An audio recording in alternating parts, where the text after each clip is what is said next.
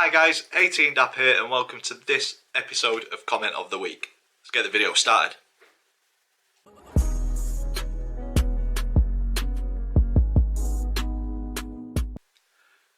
So guys, welcome to this episode of Comment of the Week. Got quite a few comments to get through. Picked 4, I think, from what I can remember. First couple, one from the Southend Matchday vlog and the other from Comment of the Week episode 24. These two are on screen because they are a little similar. We've got Mark Tink who says, nice one, let's hope Cole is a good signing, but seems a weird contract just till the end of the season. What's your thoughts on that? And then Paul Folwell, Blue Nose, said, great video mate, my question is, what's your opinion on Devante Cole signing? Can he score the goals to get Donny in the playoffs? Now, Devante Cole I think is a good signing. Give him time, get him up to speed, up to match fitness, and hopefully he will find a bit of form. To the end of the season, I think it's one of those where it was an undisclosed fee, so it may be similar to a short-term loan, but we've taken him on the books, which is why it's only short-term. We might be paying quite high wages to get him here, and if he's going to stay, it'll be determined by if we're in the Championship or in League One. So we can't compete with some of the wage budgets that are currently in League One. We might be pushing the boat out a little bit. With this, we've offloaded a few players, so the wage budget should be there. But I think if we stay in League One, the wage budget may be cut again. So I think a short-term contract is one. Devante Cole, you need to prove yourself, get the goals to get us in the playoffs, which, Paul, to answer your question, hopefully he will. I'm not sure if he can or not yet.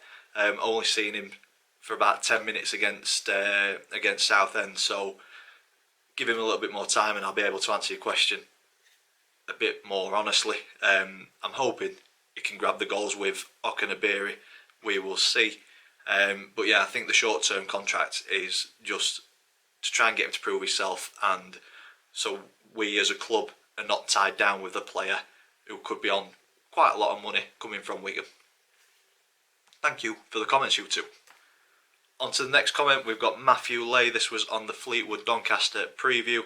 He said, how do you think Fajiri will do? Good vlog as well. I think it'll be 2-1 Donny win. Well, unfortunately, it was a 2-1, but it wasn't a Donny win, it was a Fleetwood win. And Fajiri, similar thoughts to him as what I've got to Devante Cole.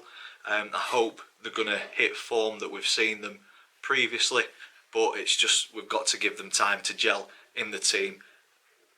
We're producing chances, we've just been missing that man up top to put them away.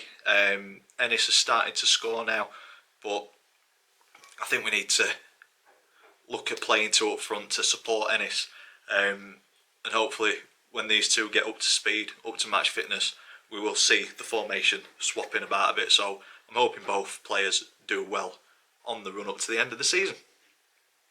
And the final comment comes from Dean Botterill. This was on the Fleetwood Doncaster preview as well. Nice one, Shaggy Do. Here's a biggie for you. It looks likely that Darren Moore could go with Cole and Fedji as our two up top.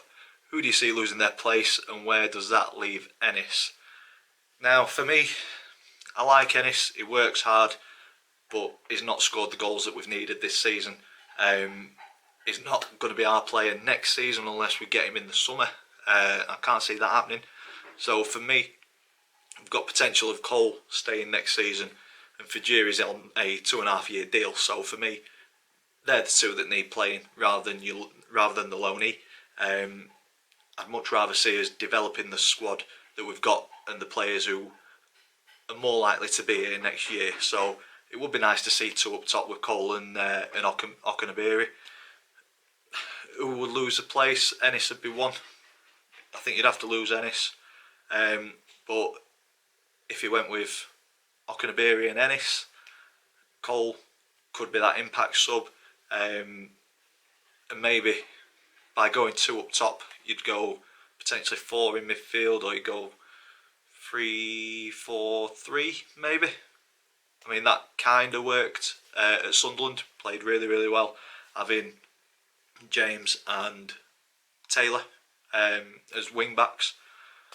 But I think the good thing is we have now got options, whereas there was only a plan A, because we just didn't have the players on the bench to change a game if it wasn't going right. So hopefully when these players are starting to gel into the squad with the two loanees as well, we'll see Darren playing around with the squad a little bit. Big period of the season with 13 games in 2 months, 12 now because we played Fleetwood. So yeah, I can see a lot of changes in the squad coming, a lot of rotation to try and keep it fresh. So hopefully all the new additions will add to that. Big thank you to everybody for those comments. Enjoy reading them, enjoy replying to them. I'm going to leave the video here, so if you have enjoyed this episode, big thumbs up for us please. Comments in the section down below, and you may feature on a future comment of the week. Doesn't have to be football related, we can get Vicky involved in some of these as well. And last but not least, if you haven't already, please click that subscribe button. As always, thank you for watching, and I will see you in the next one.